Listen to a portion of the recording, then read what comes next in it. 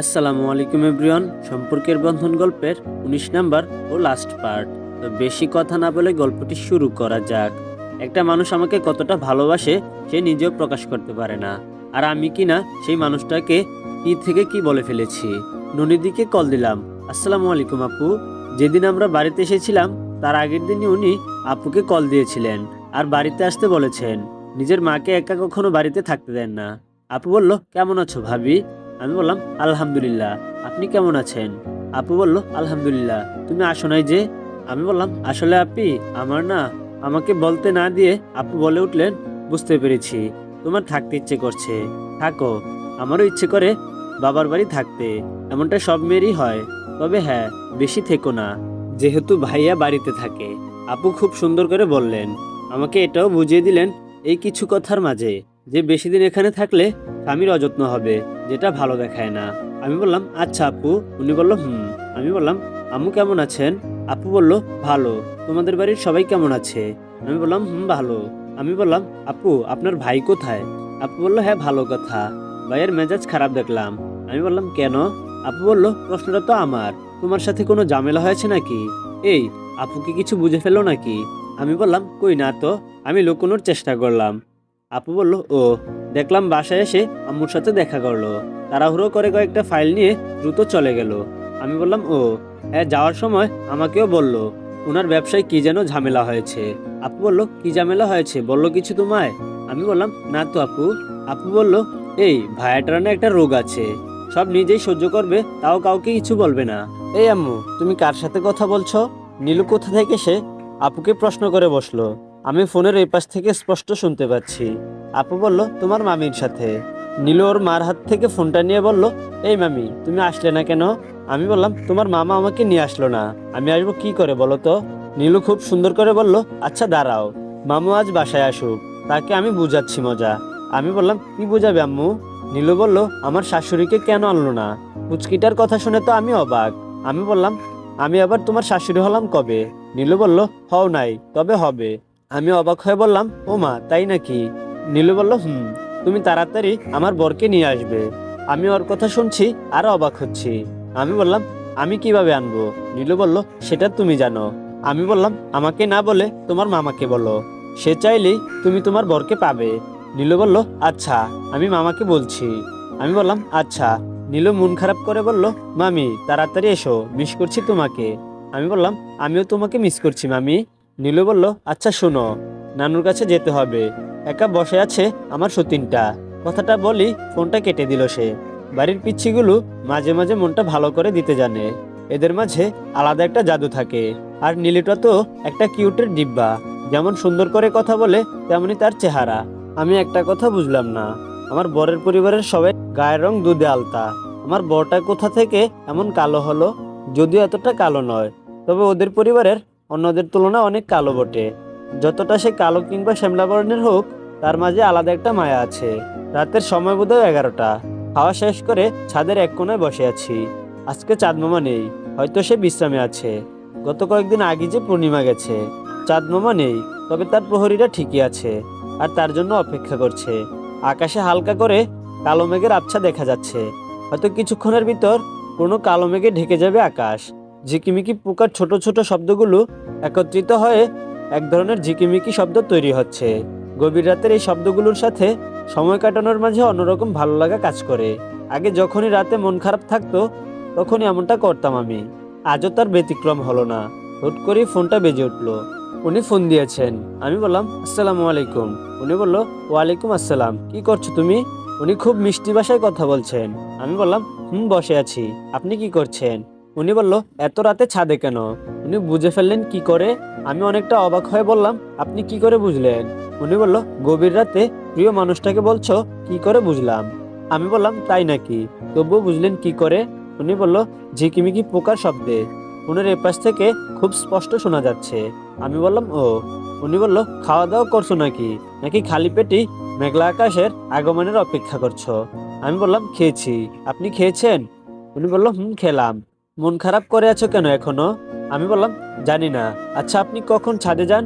নিশ্চয়ই মন খারাপ থাকলে তাহলে তো আপনারও মন খারাপ থাকে। উনি বলল, আমি বললাম, নিজের যে মন খারাপ এটা বলছে না, আমাকে জিজ্ঞেস করছে কেন এখনো আমার মন খারাপ। উনি বলল, আর তোমার মন খারাপ হওয়ার কারণটা কি? আমি বললাম, আপনার মন খারাপ কেন? উনি বলল, বউটা যে পাশে নেই। আমি বললাম, ও। উনি বলল, তোমার কেন? আমি বললাম, আমারও যে বরটা কাছে নেই। উনি বলল, মিস করছো বুঝি? আমি বললাম, হুম। উনি বলল, জানো, আকাশটাও হয়তো আমার মনের আমেজটা বুঝতে পেরেছে, তাই তো সে আমার আগমনের সাথে সাথে নিজেকেও আমার মনের সাথে তাল মিলিয়ে নিল। আমি বললাম, জানেন, ইচ্ছে করছে আপনাকে এই মুহূর্তে কাছে পেতে, আপনার কাঁধে মাথা রেখে মেঘছন্ন আকাশটা একটা একটা করে মেঘের আড়ালে হারিয়ে যাওয়া তারাগুলো গুনতে। উনি বলল, ইস, আজকে থেকে যাওয়া উচিত ছিল, বউটার এমন ইচ্ছেটা তো অন্তত পূরণ হতো। উনি আফসোসের ভাষায় বললেন। আমি বললাম, পূরণ হবে বলেই তো চলে গেলেন। ও হ্যাঁ, আপনার ব্যবসায়িক ঝামেলা মিটলো? উনি বলল, মিটেছে, তবে কালকে একটু ব্যাংকের ঝামেলা আছে। ম্যানেজার গরমিল পেতে রেখেছে আমাদের শেয়ারদারদের হিসেবে। আমি বললাম, ও শুনুন না। আমি আস্তে আস্তে অনুরোধের ভাষায় বললাম। উনি বলল, বলো। আমি বললাম, সরি তখনকার ব্যবহারের জন্য। উনি বলল, সরি না বলে ভালোবাসি বললে খুশি হতাম। আর তোমার এমন ব্যবহারে যদিও কষ্ট পেয়ে থাকি, এটা আমার ভালোবাসার কাছে পরাজিত হয়ে এতক্ষণে ভালোবাসার পাহাড়ে পরিণত হয়েছে। আর তুমি এমনটা ভালোবাসার দিক থেকেই করছো, হয়তো একটু বেশি ভালোবাসো, তাই তো আমার পাশে কাউকে সহ্য হয় না। ইস, উনি এমন কেন? কতটা বুঝেন মানুষটা, চাইলে তো অন্যভাবেও নিতে পারতো। অন্য কেউ হলে বিষয়টাকে খুব বড় করে ফেলতো, কিন্তু উনি খুব সহজেই পজিটিভ ভাবে নিয়েছে। আমি বললাম, আপনার পাশে কেন? আপনার দিকে কেউ নজর দিলে আমার সেটা সহ্য হয় না। উনি বলল, তাই নাকি? তাহলে একটা কাজ কইরো, আমাকে তোমার আঁচলে বেঁধে রেখো। আমি বললাম, প্রয়োজনে তাই করব, দরকার পড়লে হিজাব বেঁধে আপনাকে বাইরে পাঠাবো। উনি বলল, থাক বাবা, এমনটা করার দরকার নেই, মাস্ক পরে ঘুরবো, এতে চলবে তো? আমি বললাম, চলবে। উনি বলল, আমি বললাম, ভালোবাসি আপনাকে। উনি বলল, আমিও। আমি বললাম, আমিও কি? উনি বলল, ভালোবাসি নীলু মামিকে। ওনার সাথে কথা বলতে বলতে রুমে চলে আসলাম। কখন যে রাত 3টা বেজে গেল খেয়ালই করিনি। আসলে প্রিয়জন যখন দূরে চলে যায়, তখন তার শূন্যতায় ভালোবাসার উপলব্ধিটা বেশি কাজ করে। বিকেল থেকে যদিও মনটা খারাপ থাকে, কিন্তু ঘুমানোর সময় মনটা আনন্দে ভরে যায়। ভেবেছিলাম হয়তো উনি কল দিবেন না, আমার সাথে কথা তো দূরের থাক, কিন্তু না, আমার ভাবনাটাকে উনি আবারও ভুল প্রমাণিত করলেন। সারাদিন সবার সাথে ঘুরে আর হই হুল্লোড়ের ব্যস্ততায় দিনটা কেটে গেল। এর মাঝে ওনার সাথে কয়েকবার কথা হয়েছে। বিকেলবেলায় বাড়ির সামনে উঠোনে চেয়ার নিয়ে বসে আছি, পেয়ারা খাচ্ছি নিজের গাছের, বিয়ের আগে লাগিয়েছিলাম নিজের হাতে। পেয়ারাটা অনেক মিষ্টি ছিল। আম্মু প্রায় বলেন, আমার হাতের রান্না আর যাই কিছু নিজে করি না কেন, সবগুলি খেতে স্বাদু হয়। আমার বিশ্বাস হতো না, আজ কেন জানি হচ্ছে। আমি হুট করে আম্মুকে প্রশ্ন করে বসলাম, আচ্ছা আম্মু, একটা কথা বলবা তো? আম্মু বলল, কি কথা বল। আমি বললাম, তুমি আব্বুকে কেন রাগ দেখিয়ে কথা বলো? উনি বলল, তোর বাপকে রাগ দেখাবো, তাও আবার আমি? আম্মু তো দেখি ভয় পাচ্ছে। আমি বললাম, কেন, রাগ হয় না তোমার? আম্মু বলল, রাগ তো হয়, তবে দেখানোর সাহসটা আমার নেই।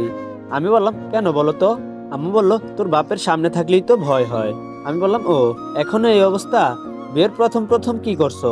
আম্মু বলল, আরে তখন তো আমি তোর বাপের সামনে যেতাম না। আম্মু কথাগুলো বলছে আর লজ্জায় লাল হচ্ছে। বোধহয় পুরোনো দিনের কথাগুলো মনে পড়ে গেছে। আম্মুকে আর কিছু বললাম না। সন্ধ্যা নামার আগেই উনি এসে হাজির হলেন আমার বাবার উঠোনের সামনে। দেখে মাত্রই চমকে গেলাম, ভাবিনি উনি আসবেন। ওনার এমন কাজে মুগ্ধ হয়েছি বটে। রুমে বসে আছেন উনি। ওনার পাশে বসতেই উনি বলল, হাতে মেহেদি পরতে, তবে লাগিত ভীষণ ভালো তোমায়, ছুঁয়ে যেত এ মন, আলতো ছোঁয়ায় রাখিতাম তোমার এই 2 হাত, মন ভরে দেখিতাম অবাক করা আখিতে, কি আছে এতে, ভাবিতাম কেন এত সুন্দর তোমার এই মোহিতে। আমার হাতের দিকে তাকিয়ে কথাগুলো বলেন উনি। আমি বললাম, মেহেদি যে নাই এখন। উনি বলল, এই যে নিয়ে এলাম। বলেই পিছন থেকে একটা মেহেদি বের করে দিলেন উনি। ওনার হাত থেকে মেহেদিটা নিয়ে নিলাম। আমি মেহেদি পরছি, আর উনি অপলক চেয়ে রইলেন আমার দিকে। রাতে ঘুমানোর চেষ্টা করছি, এমন সময় উনি বলে উঠলেন, কালকে যাবে বাড়িতে? আমি বললাম, আপনি না বললেও যেতাম। ওনার বুকে মাথা রেখে শুয়ে আছি, আর উনি আমার হাতগুলো দেখছেন আর বলছেন, জানো, মেহেদি রাঙানো হাত আমার খুব প্রিয়, মন চায় চেয়ে থাকি অপলক। সেই অনেক আগ থেকেই তুমি মাঝে মাঝে মেহেদি পড়তে কলেজে থাকতে। তোমার বোরকার হাতার শেষে হাতের তালুতে যতখানি দেখা আর যেতটুকুই দেখেছি, মনের মাঝে অন্যরকম ভালো লাগা কাজ করেছে। জানো, মাঝে মাঝে মেহেদি পড়তে হয় মেয়েদের। আমি বললাম, তাই নাকি? সকালে ওনার বাড়িতে এসেছি, আসার সময় শাশুড়িদের জন্য টিফিন বক্সে করে খাবার নিয়ে এসেছি। উনি তো নিতেই চাচ্ছিলেন না, কিন্তু তিনি তো আর শাশুড়ির কথা ফেলতে পারবেন না, তাই নিতে হলো। শাশুড়ি মাকে সালাম দিতেই তিনি বলে উঠলেন, তোমার বাড়ির সবাই কেমন আছে মা? আমি বললাম, এই তো সবাই ভালো আছে। দিনটা ভালোই গেল, বিশেষ করে নীলুর দুষ্টুমি ভরা কথাগুলো। এই পুচকিটাও পাকা পাকা কথা বলে। রাতে খেতে বসেছি। নীলু বলল, মামা তোমাকে একটা কথা বলি। উনি বলল, বলো। নীলু বলল, আমার বরকে আমি কবে আদর করতে পারবো? বাপরে, এ তো বিয়ে করার জন্য উঠে পড়ে লেগেছে। উনি বলল, যেদিন তোমার বিয়ে হবে সেদিন। নীলু বলল, ও, আমি তো বরকে কোলে নিব, ওর সাথে খেলবো, আরো কত কিছু করব। আর এসব করতে বিয়ে করতে হবে না। উনি বলল, ও, তো কাকে বিয়ে করবে? নীলু বলল, তোমার ছেলেকে। উনি বলল, ও। নীলু বলল, কবে আসবে সে? উনি বলল, তোমার মামিকে জিজ্ঞেস করো। নীলু বলল, মামিকে তো জিজ্ঞেস করলাম। উনি বলল, তোমাকে বলতে। এখন তুমি বলছো মামিকে বলতে। কি শুরু করেছো তোমরা? তাড়াতাড়ি আমার বরকে এনে দাও, না হয় তোমাদের এই বাড়িতে থাকার জায়গা হবে না। নীলু রেগে গেল। পুচকিটা দেখি আজকাল রেগে যায়। উনি বলল, ওকে রাজমাতা। আপু বলল, ও আচ্ছা ভাইয়া, তোরা কাল বের হবি কখন? উনি বলল, সকালে। আমি আপুর কথার অর্থ বুঝতে পারলাম না। আমি বললাম, কোথায় যাবে আপু? আপু বলল, আমরা যাচ্ছি না, তুমি আর ভাইয়া যাচ্ছ। আমি বললাম, কোথায়? আপু বলল, কক্সবাজার। আমি বললাম, আমরা একা যাব কেন? তোমরা কি করবে? আমাকে আর বাড়তি কথা বলতে দিলেন না উনি। আপু বলল, এটা আমার পক্ষ থেকে তোমাদের জন্য একটা উপহার। সকাল ভোরে বেরিয়ে পড়েছি, বাসে করে যাচ্ছি আমরা। ওনার কাঁধে মাথা রেখে বসে আছি, বাইরে প্রকৃতির অনুভব করছি। পলকে একটা একটা করে গাছকে পিছু রেখে চলে যাচ্ছে গাড়িটা, তাও আবার দুরন্ত গতিতে। সারাদিন জার্নি করে কক্সবাজার এসে পৌঁছলাম। শুনেছি আমাদের এই সম্পূর্ণ খরচ আপুই বহন করেছে। রাতে আর বের হওয়া হয়নি, শরীর পুরো ক্লান্ত দুজনের। পরের দিন সকালে একটা রেস্টুরেন্টে নাস্তা করে হাঁটতে বেরোলাম দুজন। ওনার হাত ধরে সমুদ্রের কিনারায় খালি পায়ে বালির উপর হাঁটতে ভালোই লাগছে। খানিক সময় বাদে বাদে সমুদ্রের নোনতা পানির উপর ঢেউয়ে এপাশ ওপাশ ছুঁয়ে যাচ্ছে। সারাদিন অনেক ঘুরেছি, জীবনের আরো একটা মুহূর্ত ইচ্ছে পূরণ হলো আমার। ওনার সাথে এই পরিবেশে সময় কাটাচ্ছি, এটা যে আমার জন্য অনেক বড় প্রাপ্তি। রাতে হোটেলে বারান্দার রুমে বসে দুজনেই কক্সবাজারের সৌন্দর্য উপভোগ করছি। মাঝে মাঝে শীতল হাওয়া এসে স্পর্শ করে দিয়ে যাচ্ছে মোদের। এই যেন পরম সুখের স্পর্শ। এর চেয়ে বেশি সুখ যে আর আমি চোখ খুলে অনুভব করতে পারছি না। ওনার একটা কল আসাতে উনি একাই বেরিয়ে পড়লেন। আমি রুমেই আছি। সময়টা রাত 8:30। মোবাইলটা নিয়ে ব্যস্ত আছি। ওনার সাথে তোলা কয়েকটা পিক ফেসবুকে স্টোরি দিলাম। কখনো নিজের পিক ফেসবুকে আপলোড করিনি, আজ প্রথমে আপলোড করলাম। তবে আমার হিজাব পরা পিক, যাতে কেউ দেখে চিনতে না পারে। বান্ধবীদের খোঁচানো মেসেজগুলোর রিপ্লাই দিলাম। কখন যে ঘড়ির কাঁটায় 10টা অতিক্রম হয়ে গেল খেয়ালই করিনি। উনি যে বেরিয়েছেন ফিরার তো কোনো খবরই নেই। ওনাকে কল দিলাম। ও মা, দেখি ওনার ফোনটা বন্ধ। ফোনটা বন্ধ দেখে আমার কলিজার পানিগুলো শুকিয়ে গেল। ওনার ফোন তো কখনো অফ থাকে না। ওনার ফোনে তো চার্জ সব সময় ফুল থাকে। ওনার ফোন তো দুটো, একটা ফোনে ডাটা রাখে না, আরেকটা দিয়ে সবার সাথে কথা বলে, অন্যটায় নেট চালান। তাই তো ওনার কথা বলা ফোনটা কখনোই বন্ধ থাকে না। কিন্তু আজ কি হলো? 10টা থেকে কল দিচ্ছি, এখনো কোনো সাড়া পাচ্ছি না। এখন 11:30 বাজে। আপুকে কল দিয়ে বিষয়টা জানালাম। আমার মাথায় কিছু আসছে না। হোটেলের রিসিপশনে গিয়ে জিজ্ঞেস করলাম, ওনারাও কিছু বলতে পারছে না। রাত 12টা বাজে, ওনার কোনো হুদিস নেই। আমার মাথায় কিছুই আসছে না। এতটা টেনশন মাথায় আসতো না যদি উনি ওয়্যারলেস কোনো মানুষ হতেন। উনি অনেক কেয়ারফুল একজন মানুষ। নিজে যেখানেই থাকুক সবসময় কল দিয়ে বলতেন ওনার মাকে। তাই বাড়িতে থাকতে উনি যত রাতে আসুক না কেন কোনো টেনশন হতো না। কিন্তু এখন তো ওনার কোনো কাজ থাকার কথা না। সবাই আমাকে কিছু সময় পর পর কল দিচ্ছে। আপু আর অনিক বারে বারে কল করছে আমাকে। সবাই মিলে ওনার ফোনেও ট্রাই করছে, কারো কল তার ফোনেই ঢুকছে না। রাত পেরিয়ে সকাল হয়ে গেল, তার কোনো খবর নেই। আমার মুখ দিয়ে কোনো কথা বেরোচ্ছে না। অনেকটা বোবা হয়ে রুমে বসে আছি। সকাল থেকে কয়েকবার করে সমুদ্রের চারপাশে খুঁজেছি, এর চেয়ে বেশি কিছু আমি চিনি না। ওনার ছোট মামা পুলিশ হিসেবে কাজ করেন চট্টগ্রামে। উনিও খবর পেয়ে চলে আসলেন। আমি ওনাকে দেখতে পেয়ে কিছুটা স্বস্তি পেলাম। উনি বলল, বৌমা, ইফতি বের হয়েছে কখন? মামা এসে আমাকে অস্থির কণ্ঠে জিজ্ঞেস করলেন। আমি বললাম, এই রাত 8টা কি 8:30 হবে। আর ওনার কল আসলো আর উনি বাইরে চলে গেলেন। আমিও আর কিছু জিজ্ঞেস করিনি। আমি ওনাকে বলছি আর কান্না ধরে রাখতে পারছি না। উনি বলল, ও, এখানে ওকে কল করার মতো তো কেউ নেই। আর আসার আগে তো আমি নিজেই জিজ্ঞেস করেছিলাম, আর সে বলেছিল যে এখানে ব্যবসার কোনো কাজ নেই, ঘুরতে এসেছে। আর আমাকে তো ইফতি কখনো মিথ্যে বলে না। তাই ব্যবসার কাজে কেউ কল করার মতো কেউ নেই। কিন্তু কলটা করলো কে? আর সেও কল আসাতে বাইরে গেল কেন? মামা খুবই চিন্তিত। আমি বললাম, আমাকে তো উনি কিছুই বলে বেরোননি। সকাল পেরিয়ে দুপুর হলো, ওনার কোনো হুদিস নেই। কক্সবাজারের পুলিশের সাথে ছোট মামা পুরো কক্সবাজার খুঁজেছেন, তাও আবার তন্ন তন্ন করে খুঁজেছেন, কিন্তু তার কোনো হুদিসই পাচ্ছে না। ওনাকে একের পর এক কল করেই যাচ্ছেন।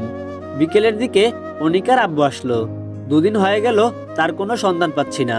ছোট মামাও আজ 2 দিন কিছু খাওয়া দাওয়া করছে না। উনি নিজেই যে তার ভাগ্নাকে মানুষ করেছে। শুনেছি এই মামার আদর্শে উনি বড় হয়েছে। উনি নাকি ছোটবেলায় ঠিকমতো কথা গুছিয়ে বলতে পারেনি। উনার ছোট মামাই নাকি ওনাকে সুন্দর মতো কথা বলা শিখিয়েছে। উনি যদি পৃথিবীতে কোনো মানুষকে সম্মানের দৃষ্টিতে ভয় পেয়ে থাকে, তাহলে তার ছোট মামাই। কক্সবাজার আসার আগে মামার সাথে ওনার কথা হয়েছিল।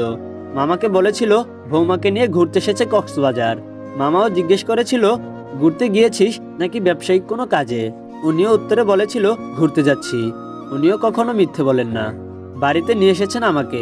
পুলিশ কেস হয়েছে, পুলিশও তাকে খুঁজে বেড়াচ্ছেন। ছোট মামার তো চেষ্টার কোনো ত্রুটি নেই। শাশুড়ি মায়ের তো কথা বলেই বন্ধ হয়ে গেছে। একমাত্র ছেলে তার। স্বামীকে হারিয়ে একমাত্র ছেলেকে বুকে আঁকড়ে ধরে বেঁচেছিলেন। সারা জীবন সংগ্রাম করে যখনই সুখের দেখা পেলেন, তখনই এমনটা হয়ে গেল। আমার চোখের জল শুকিয়ে এসেছে। এখন কাঁদলেও চোখ দিয়ে পানি বের হয় না। প্রতিবেশী এক চাচি এসে আমাকে অনেক কথা শোনালো। শাশুড়ি মাও সহ্য করেননি। মহিলার কথার প্রতি উত্তর তিনিও করে দিয়েছেন। আপু তো নিজেকেই দোষী ভাবছেন। এই বলেই তিনি যদি ভাইকে এমনটা না বলতেন, তাহলে হয়তো তারা কক্সবাজার যেত না। নীলু আজ 2 দিন হলো কারোর সাথে কথা বলছে না। নীলুরও একটা ফোন আছে, এটাতেও ওর আর ওর মামার পিক বেশি। পিকগুলো দেখছে আর কাঁদছে। এলাকার কিছু লোকজনও ওনার নিখোঁজ হওয়ার সংবাদে অনেকটা আপসেট হয়ে আছে। কয়েকজন মুরব্বী এসেছেন, যাদেরকে উনি খুব সম্মান করতেন। একটা লোক যে শুধু পরিবারের সম্মান অর্জন করেছে তা কিন্তু নয়, এলাকার ছোট বড় সবার মন জয় করেছেন তিনি। সবার বিপদে নাকি ওনাকেই পাশে পেত। আজ 10 দিন হয়ে গেল, ওনার কোনো সন্ধান নেই। পুলিশও কোনো হুদিশ পেল না। ছোট মামাকেও দেখলাম অনেকটা আপসেট হয়ে আছেন। ভাগিনাকে অনেক ভালোবাসেন। 1 মাস পর পুলিশ এসে বললেন আল্লাহর উপর ছেড়ে দিতে। এখন সবকিছু আল্লাহর হাতে। ওনাদের সকল চেষ্টা ব্যর্থ। নিজেকে কেন জানি অনেকটাই অপরাধী লাগছে। সেদিন যদি আমি ওনাকে একা বের হতে না দিতাম, তাহলে অন্তত ওনার সাথে তো থাকতে পারতাম। ওনার শূন্যটা তো আর থাকতো না। জানি না কখনো উনি আমার মিস্টার পারফেক্ট হয়ে ফিরে আসবেন কিনা। আমি প্রতীক্ষায় থাকবো ওনার জন্য। এ তো শেষ নয়, যেন শুরু। এক অর্ধাঙ্গিনীর প্রতীক্ষার। একবার যদি এসে ছুঁয়ে দিতেন তিনি, একবার যদি এসে আবারও বলতেন এই হাতগুলো রাঙাবে মেহেদি দিয়ে, আমি অবাক নয়নে চেয়ে থাকিব। আরেকবার এসে যদি বলতেন হাজার ভিড়ের মাঝে চাইগো তোমায়, আর একবার যদি এসে চেয়ে থাকিতেন আমার আখি জোড়ায়, আমি আছি তারই প্রতীক্ষায়, কবে এসে তিনি ছুঁয়ে দিবেন আমায়। তো এভরিওয়ান, আজকে এই পর্যন্তই। গল্পটা ভালো লাগলে অবশ্যই চ্যানেলটাকে সাবস্ক্রাইব করে পাশে থাকবে। আর এটার সিজন 2 কে কে চাও অবশ্যই কমেন্ট করে জানাবে।